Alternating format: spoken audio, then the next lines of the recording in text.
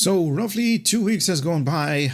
I don't know if you guys see a pattern in here or is it just me, but finally we're going to get some news out of Star Trek Online. There is a new lockbox inbound, and with that being said, I'm going to cover it right now. I want to take this opportunity to thank all of the channel supporters out there that are supporting the channel financially, and if you are willing to do so yourself, there is a link in the video description. So today I actually started the game client, did my usual run, and I closed it out because I needed to go somewhere. And all of a sudden, the launcher started pre-patching. That basically tells me like there is, some major update coming. And today, right now, it's about, what is it? It's about 7 o'clock. It is 6:50 currently that I'm recording this video. Discord they started talking about this and that, and I got a Twitter post saying that there is a new lockbox inbound.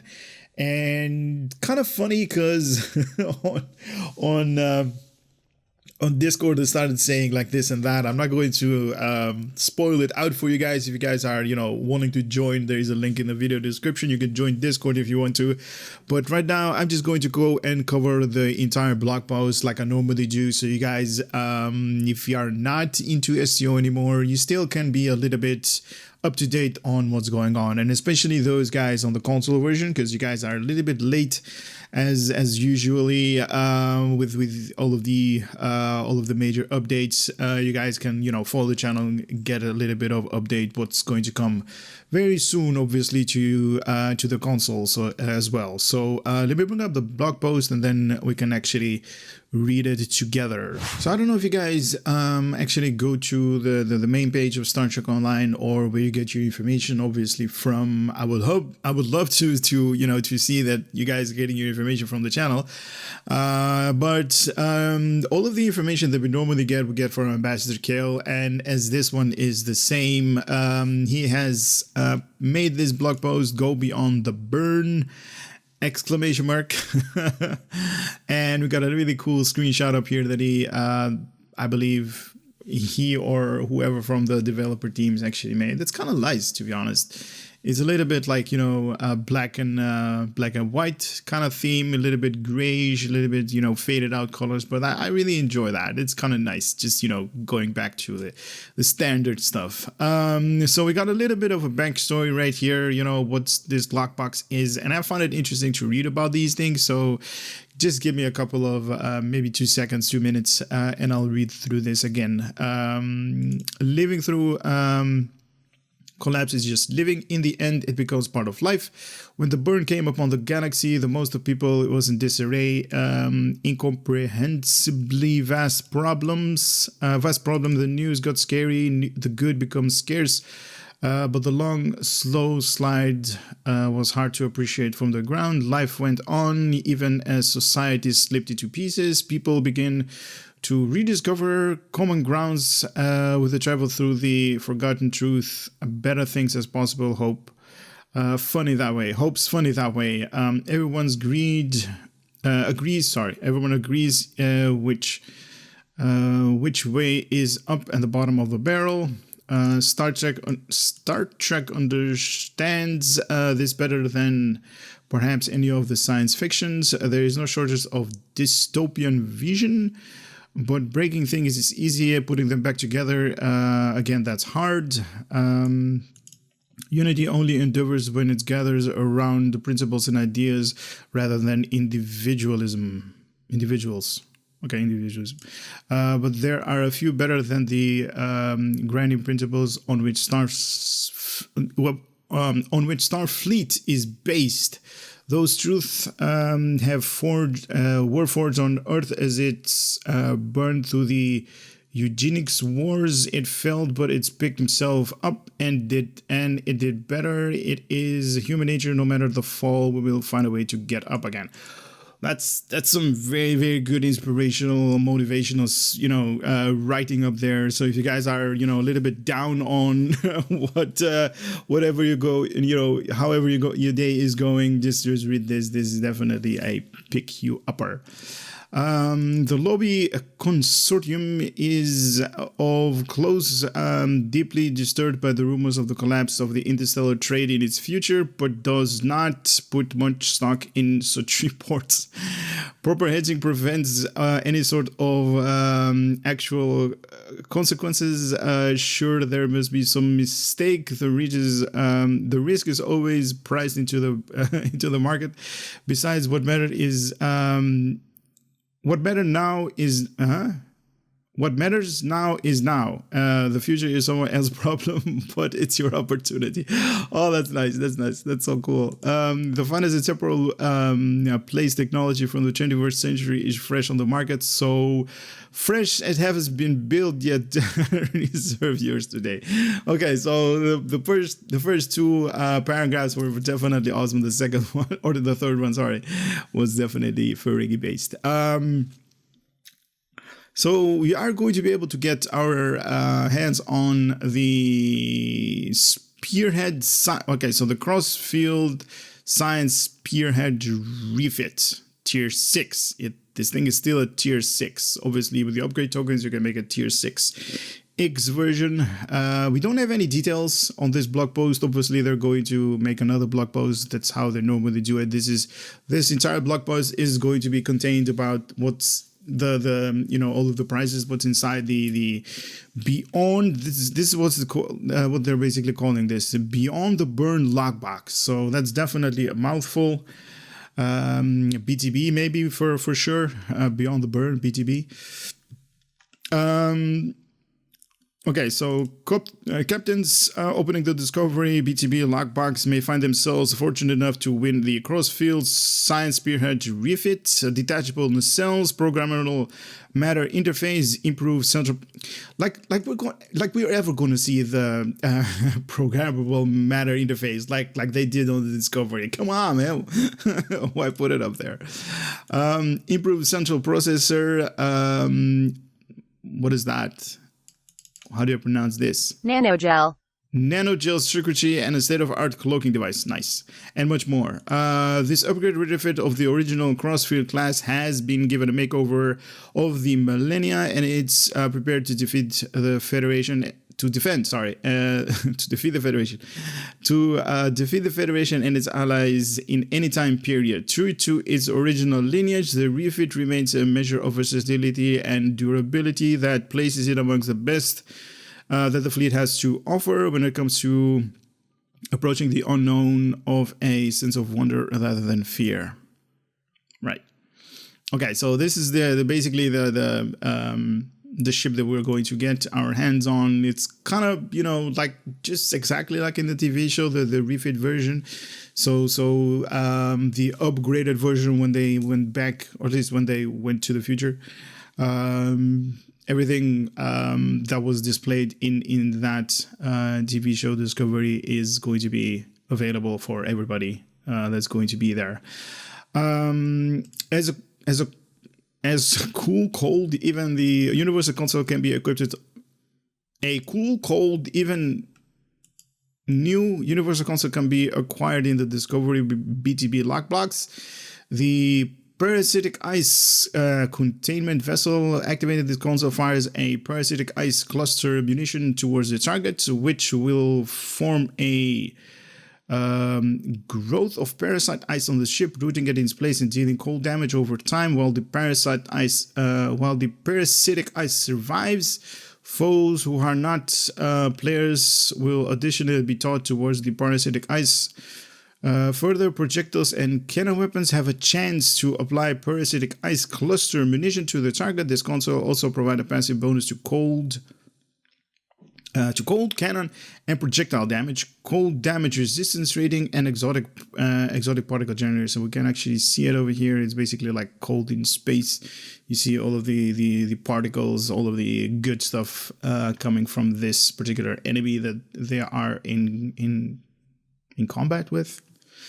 A new Starship trait is also available. The programmable matter enhancement, activating a non-specialized bridge officer ability, has a chance to provide a bonus, with a specific bonus being based on the profession the ability was. So engineer provides temporal health, tactical provide increased damage, and science control or debuff effects. The control first. That's nice. What is this? This is kind of like a warbird. What is this? Why are they putting up this screen up here? This is kind of... The Discovery PTB lockbox is a new space and ground set inside the 23rd century phaser weapon pack. Two of each sets, one representative mainline technology and the other one the modification and rivets. The 23rd century Starfleet technology makes incredibly efficient use of resources, providing a small stopping power but a less strain to the gear. Okay. Captains can take advantage of this excess energy to rapidly recover the recharge time of their bridge officer abilities and kit modules for space and ground weapons respectively. Refit and field modified weapons provide more recharge up front but less in total. So standard 23rd century weapon provide the most recharge but do so over time. Rarely weapon packs containing the 23rd... Another vanity shield right here. That's why they're showing off this particular ship. My god, people, we already have like 60 shield visuals that we need to go through in the game. 60! Oh my god. Anyway, providing the aesthetics of the cross-field science spearhead refit to a ship that equips it in its vanity shield slot. Oh my god, people, please stop making these vanity shields. Captain also require the Discovery BTB kit module packs. Each of these contain 5 new kit modules. Oh, that's nice. And all of them are universal but can be used by any classes. Good. Finally, we're also going to get something for ground. That's kind of nice, and 5 of them. So let's see what they are. So the parasitic ice throws a seed of parasitic ice wrapped around the powerful catalyst that holds. Why is there a capital A there? H there. That holds the target foe and deals cold damage over time. The ice spreads to nearby foes, and from them to more foes. Through each instance, the ice fades with the original application, runs out of the duration. Okay, so it's basically, just chaining up to other enemies. So also the Dot 23, these guys were awesome in the TV show. I kind of like these things. If you haven't seen them, this is basically where the artificial intelligence actually hit on. It's kind of nice. Hopefully I'm not spoiling too much. Deploy a Dot 23 drone with an engineering specialty. All professions can be used on the Dot 3 drones, but only the Dot 23. But only one Dot 23 may occur at any time. All Dot 23s attacked with a basic phaser weapon have a special ability based on their specialty, what is triggered by the captain module usage. The engineering supercharge deploys pets. The engineering Dot 23 drone supercharges deployed pets. Anytime the captain uses the kit module that creates a pet, all pets become charged with electricity for a period of time. What? Nice. Okay, cool. Dealing electrical damage to the nearest foe each second. Oh, that's cool. This is the science base, deploys science specialty. And have the specialty. Okay, so the science Dot 23 don't scans foe at any time the character uses the kit module to control a foe. The Dot scan says reducing its damage resistance rating for a period of time. So it just debuffs the enemy a little bit. The tactical version, anytime can be just bridge office the total attacks with a much more powerful weapon for a period of time. Nice. Personal transporter, instantly bring the captain out of harm's way how do I pronounce this? Radical. A radical then appears, which can be freely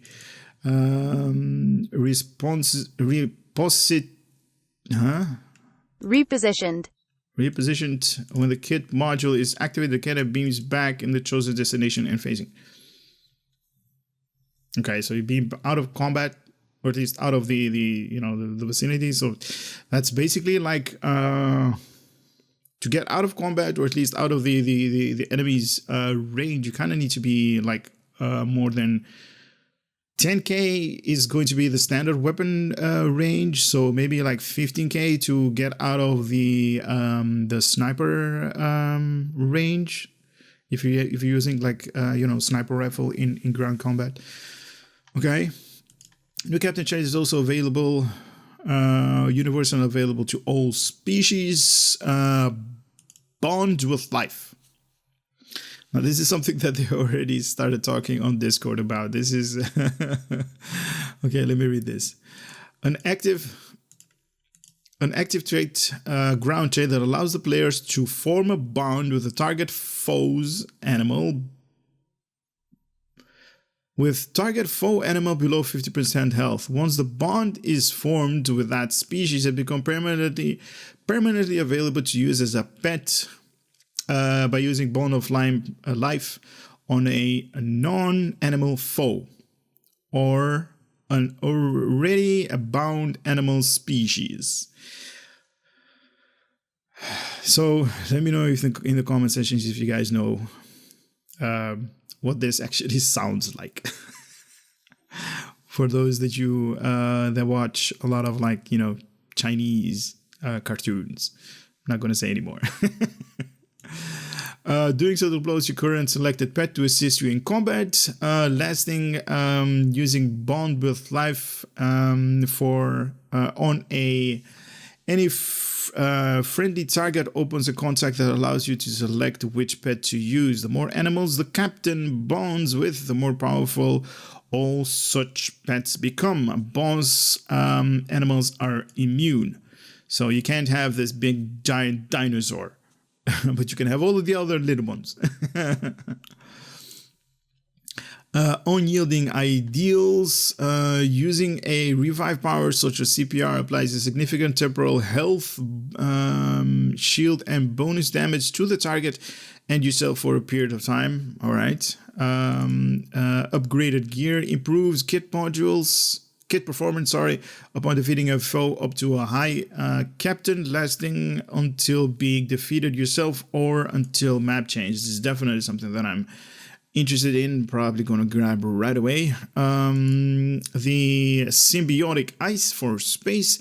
Beam weapons gains an additional percentage of a total as a cold damage. Okay, nice, not bad. More DPS.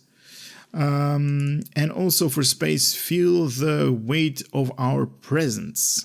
Each friendly ally on the map debuffs damage resistance rating of nearby foes, stacking up to 25 allies. Mines and torpedoes don't count, but hangar pets, distress beacon turrets, and all other pets form of allies do.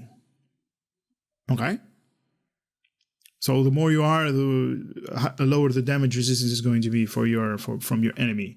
Redundant anti-magic containment improves damage resistance based on your engine power. I don't know if that's going to be interesting. There is not much more text out of there. Now, if you had numbers, then that would be definitely better. But it is what it is. We also have this weird looking alien guy up here. So, unique duty officer randomly transporting a Saurian. A Saurian science officer, lieutenant by the name of Schroeder, who frequently experiences experiences difficulty with the transport system is available to be recruited. I know what they meant by this.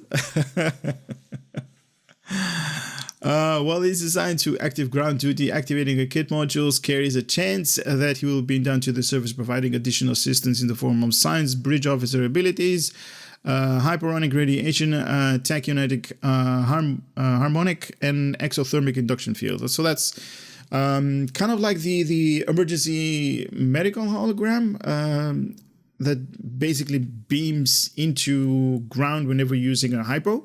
This is basically the same, but he's more for science. So he's going to, do all of the above that we just mentioned. So that's kind of nice. Hopefully we're going to have something in the future for tacticals players, even though we already have the what's it called, the beam down security. So that's kind of nice, but that's an ability, and that's not bound to bridge officer abilities or sorry, the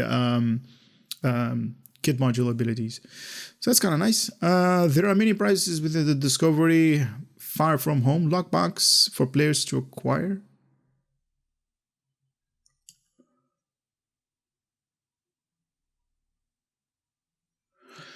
Far From Home lockbox, is that...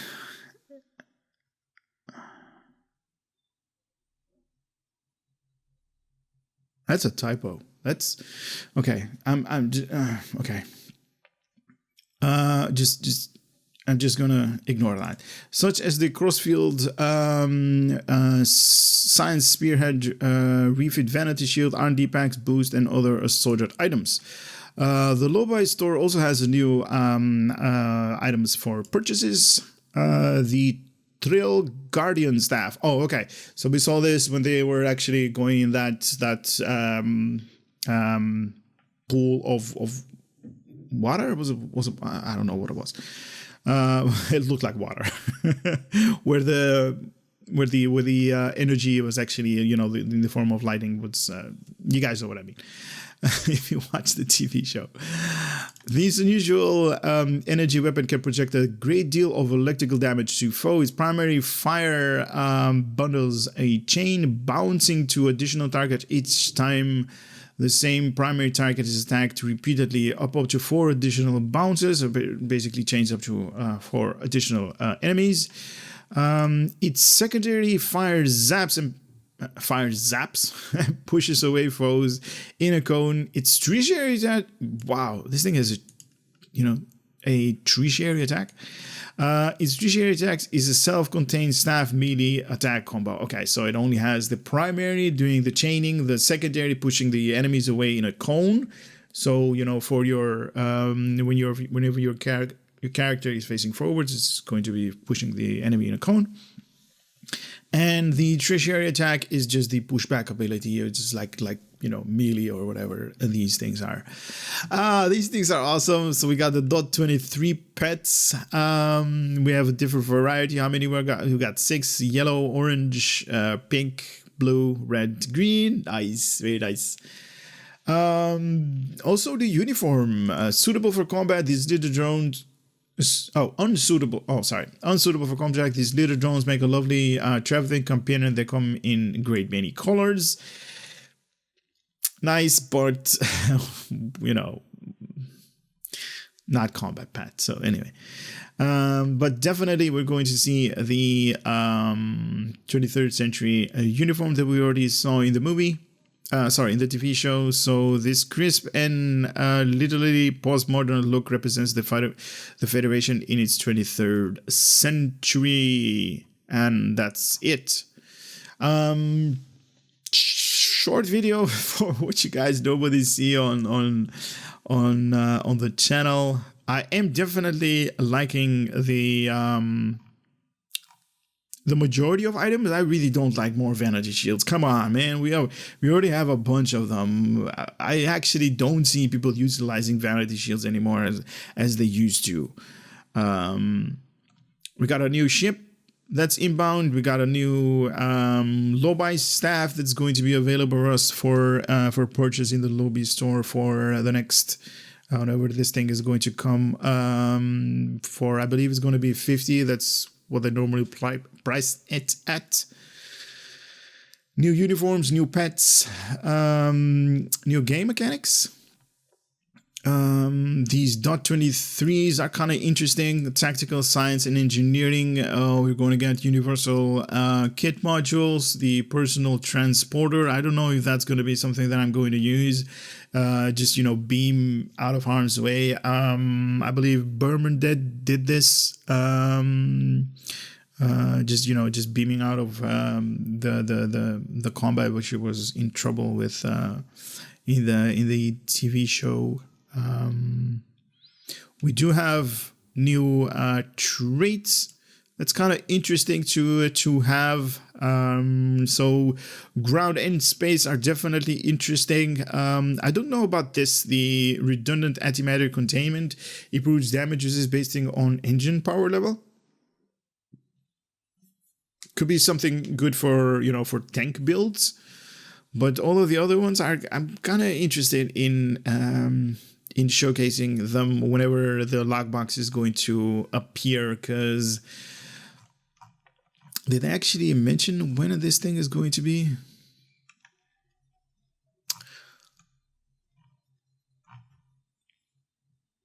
They have not. But basically very soon. It's, I don't know if you guys noticed this, but like I mentioned previously, or at least in the beginning of this video, there is like a 14-day cycle that basically Star Trek goes through. So basically every 14 days, every 2 weeks, we're getting, you know, some interesting stuff in the game. Anyway, I'm looking forward to this particular lockbox. Not so much because it is a large box and we're going to get, you know, new ships, yay, but all of the stuff that's actually in there kind of is interesting to me, or at least at first glance. Whenever we're going to get our hands on it, then we're going to have a little bit more to say and to talk about. But right now, it's definitely interesting. And I also want to say that they were saying that they're going to bring up a new TFO. Now, I didn't cover that particular blog post right here, Remain Klingon, solely because there wasn't anything up there for us to, you know, for me to cover. That's basically just, you know, just a little bit of a tease. Hey, this is coming, get ready. And, you know, we have no idea what's what, or what is the, you know, what the location is going to be for this TFO, or it's, you know, just a little bit of information, just, you know, a snippet of a tease. Anyway, that's it for this video. Hopefully you guys had a little bit of fun and entertainment coming out of the channel. I would love to see you guys on the next video. Later.